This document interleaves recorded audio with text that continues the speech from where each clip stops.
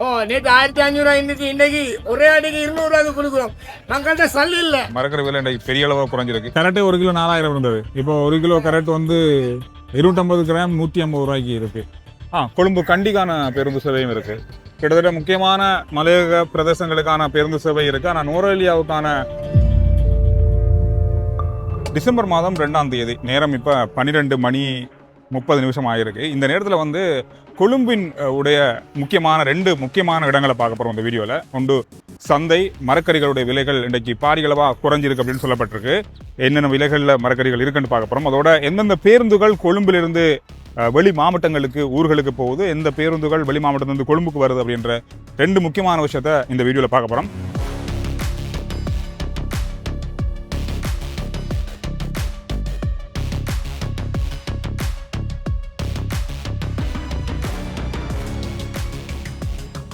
கொழும்பு குருநாகல் அரச பேருந்து, கொழும்பு திருகோணமலை தம்புள்ள இந்த பிரதேசம் தான் இந்த பக்கத்துக்கான பஸ் போகுது. குருநாகல பேருந்து போகுது. கொழும்பு உடுகம பேருந்து இருக்கு. மாத்தளைக்கான பேருந்து சேவை இது. மாத்தளைக்கான பஸ் ஒன்று போகுது. கொழும்பு கதிர்காமத்துக்கான பேருந்து, கொழும்பு ரக்குவானைக்கான பேருந்து போகுது. பதுளை, கொழும்புக்கும் பதுளைக்குமான பேருந்து சேவையும் நடக்குது, ஆரம்பிச்சிருக்காங்க. 2 நாளாக இல்லாமல் இருந்தது, இப்போ போகுது. கொழும்பு கல்லேனக்கான பேருந்து சேவையும் இருக்குது. கொழும்பு அனுராதபுரம், பொலனர்வ, கொழும்பு பொலனர்வ சில இடங்களுக்கான பேருந்து சேவை கொஞ்சம் குறைவாக தான் இருக்குது. நான் நினைக்கிறேன் கொழும்பு கல்முனை, மட்டளப்பு கல்முனைக்கான பேருந்து காத்திருக்காங்க. நான் வரும்னு நினைக்கிறேன். இந்த இடத்துல இல்லை, வரும். எம்பிலிபிட்டிய கொழும்பு யாழ்ப்பாணம், கொழும்பு யாழ்ப்பாணத்துக்கான பேருந்து சேவை இருக்குது, அரச பேருந்து இருக்குது. இது புத்தளம் வழியாக போகுது. புத்தளம், அனுராதபுரம், வவுனியா, கிளிநொச்சி அந்த ரூட்டில் போகிறாங்க. கொழும்பு கண்டிக்கான பேருந்து சேவையும் இருக்குது. கிட்டத்தட்ட முக்கியமான மலையக பிரதேசங்களுக்கான பேருந்து சேவை இருக்குது. ஆனால் நுவரெலியாவுக்கான பஸ் சேவையை காணலை. நுவரெலியா நான் பார்க்கல. இது வந்து குணசிங்கபுர பஸ் நிலையம். இந்த பிரதேசம் குணசிங்கபுர பஸ் நிலையத்திலிருந்து, அதாவது நாம் புறக்கோட்டை பஸ் நிலையம் இப்பொழுது திருத்த பணியில் இருக்குது தானே, அதுக்கு பதிலாக மாற்றப்பட்ட குணசிங்கபுர பஸ் நிலையம். இந்த பக்கம் பார்த்தீங்கன்னா தனியார் பேருந்து, இந்த பக்கம் அரச பேருந்துகள் இருக்குது.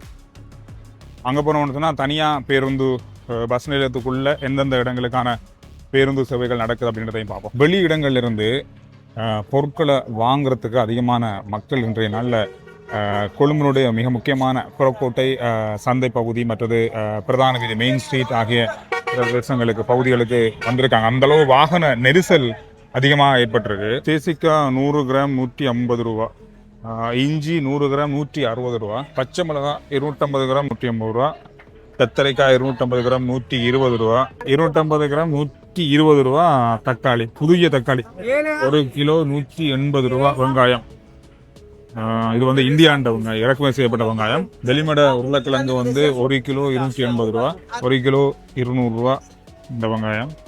இது வந்து இறக்குமதி செய்கிற வெங்காயம். 500 கிராம் 200 ரூபா சின்ன வெங்காயம். 250 கிராம் 160 ரூபா.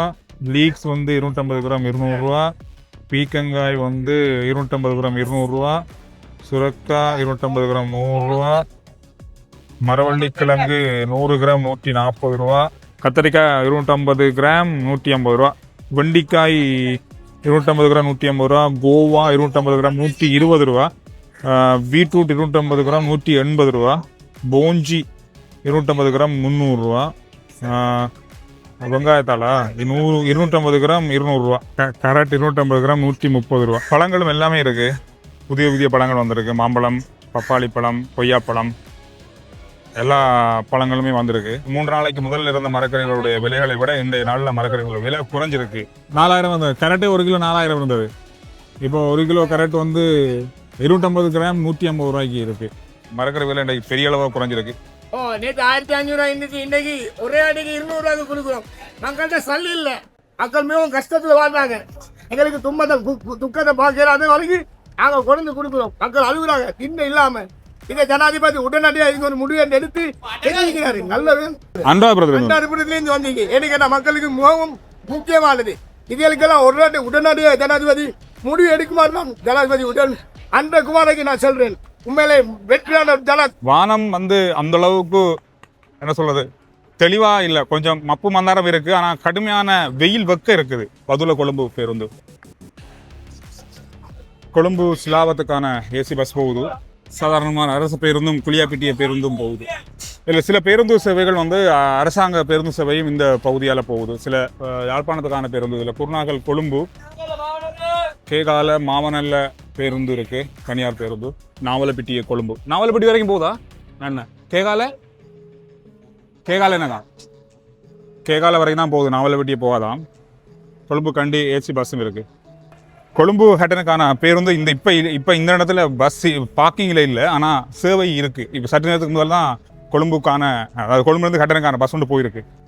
கொழும்பு மொனராகலை 90% பேருந்து சேவைகள் இப்பொழுது நடந்து வருது. சில இடங்களுக்கான பேருந்து சேவைகள் மட்டுப்படுத்தப்பட்டு தான் இருக்குது. இன்று அதாவது டிசம்பர் மாதம் கிட்டத்தட்ட மதியம் 1:30 மணி வரைக்குமான தகவல்கள் இவை. உங்களுக்கு பிரயோசனமாக இருக்கும் அப்படின்றதுக்காக இந்த தகவலை பறந்துடன் அடுத்த வீடியோவில் உங்களை சந்திக்கிறேன். நன்றி.